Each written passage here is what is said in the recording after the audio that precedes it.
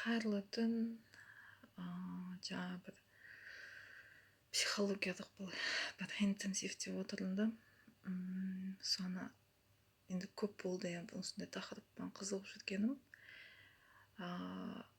Сол қазір бөліспесем ішім жарылып кетейін деп тұр. Ішіме сыймай жатыр. Бізде қазақта, біздің ұлтымызда мынандай әбден қанымызға сіңіп кеткен заңдылық, ол ер адамды алға қоямыз, ер адам бір саты жоғары дейміз. Ол түсінік ер адам біздің қорғаушымыз, біздің қорғанымыз. Бүкіл жел, бүкіл тас, бүкіл шаң, құм, бүкіл қасірет, бүкіл қиыншылықтардың бәрі ер адам алып жүреді да. Ер адам өзінің әйел баласын, өзінің жарын, сүйіктісін, өзінің бала шағасын қорғап қалады. Сол үшін әйел адам артында, ер адам алдында екен. Ол бірі.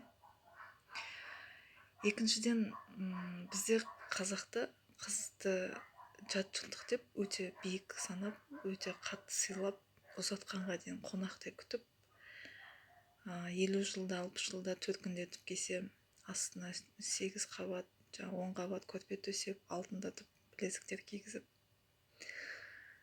Енді қазір заман өзгерді ғой, енді қазір төркін жақынын төсегі жиылмас болып, сондай заманда отырмыз. Енді оның бәрі түсінікті.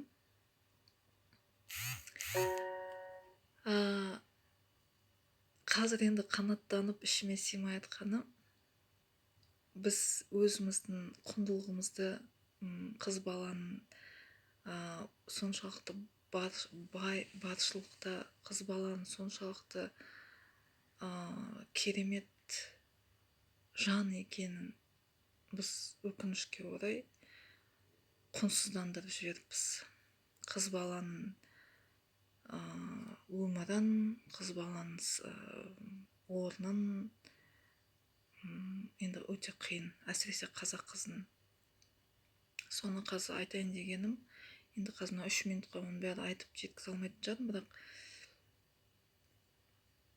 бізде үлкен заң бар, шежіре деген.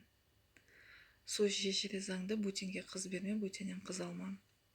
Мен ол заңды ер адамдарға өмірі сөйтіп ойлап келіппін, ер адамдарға қатысы бар. Сөйтсем жоқ, ол қыз балаларына қатысы екен.